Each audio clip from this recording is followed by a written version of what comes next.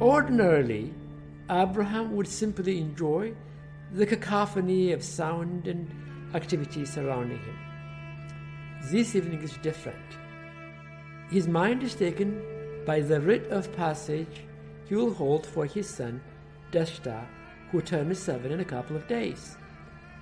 He'll be inaugurated as a shepherd and assume all the responsibilities of a man. Getty, that's a section from the opening of your Desta series. It's a fascinating tale of a young boy coming of age in 1950s Ethiopia. Explain for me the significance of the scene that you just read for us. Abraham is sitting at the bottom outside his home, and he's watching this shadow creep down the bottom of the field and across the river and up the flanks of the Eastern Mountains.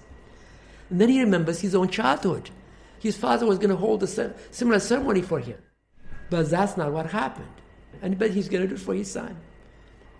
That beginning, that Abraham never had a birthday, that incident reverberated throughout the novels, in fact. And it is, of course, a series of 4 books so far, all exploring the incredible life of Desta as he tries to better understand himself while also tracing the footsteps of Ethiopian history.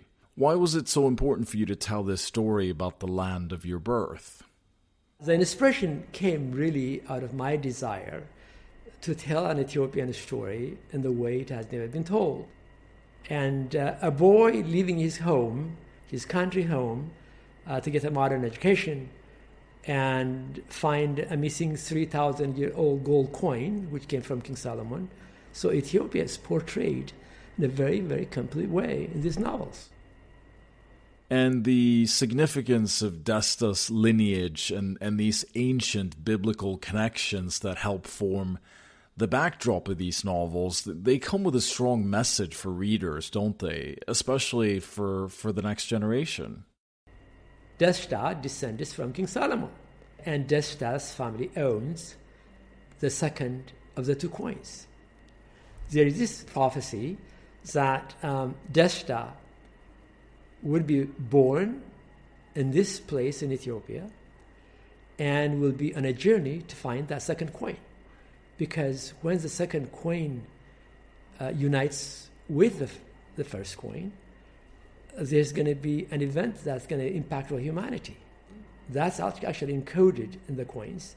We'll no longer have wars, famine, hunger. All the problems of the world will be eradicated. So Desta, in a sense, is destined or chosen to save humanity. And how would you say that mission manifests itself throughout his early life, which, by the way, isn't short of challenges? He faces privation, sickness.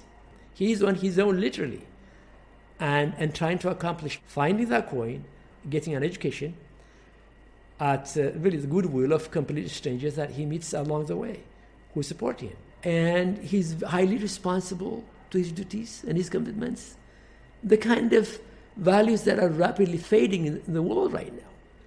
People have become more and more careless. They're not really connected to themselves. They're connected to their devices. But Desta is completely different, from a different generation and also from a different world, telling them that we have to have values, we have to have standards, we have to have goals and purposes in life. And Ethiopia, of course, has an incredibly rich past. It's considered the cradle of humanity, widely accepted as the first Christian country in Africa, and even offered sanctuary to the early followers of Islam when they were persecuted in ancient Mecca. Reflect on how you explore the country's history and links to the Middle East throughout these books. I'll tell you, there was a sense of fulfillment and satisfaction when I completed the 4th volume of the Desta series. Desta Roots is what I called it. He carries blood from 2 major different continents, so to speak. Ethiopians straddle 2 worlds, really. There's the Middle East part from ancient Israel and Judah, their Jewish or even Arabic heritage, and there is their African heritage. And that's why we call Habasha. We're mixed people. But Ethiopians don't really even think of themselves as being different. They're just Ethiopians. When you come from a family that are sort of multicolored, I mean, some of my brothers are very, very fair skinned. I'm the only one that are kind of dark skinned. So I used to wonder, where did we come from? So these are all the bloods that percolated down history from thousands of years to the Middle East and to Africa, of course. I ended up going to all this place in history, in the Bible, that King Solomon and David and Zacchaeus and Zadok, the high priest of the Ark of the Covenant, is part of this story, is his spiritual guide. All along he was with him, but he didn't know it until the fourth volume. And these ancient connections that you describe between the two continents, they've been backed up with DNA evidence showing migration from the Middle East into the Horn of Africa. It's been a challenging time for Ethiopia recently.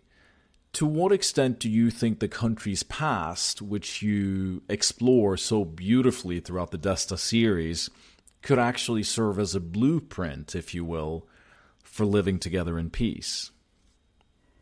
There are all these multicultural, multilinguistic, people that have coexisted for thousands of years. Ethiopia will not fall apart, no matter how hard people will try to dismember or fracture it.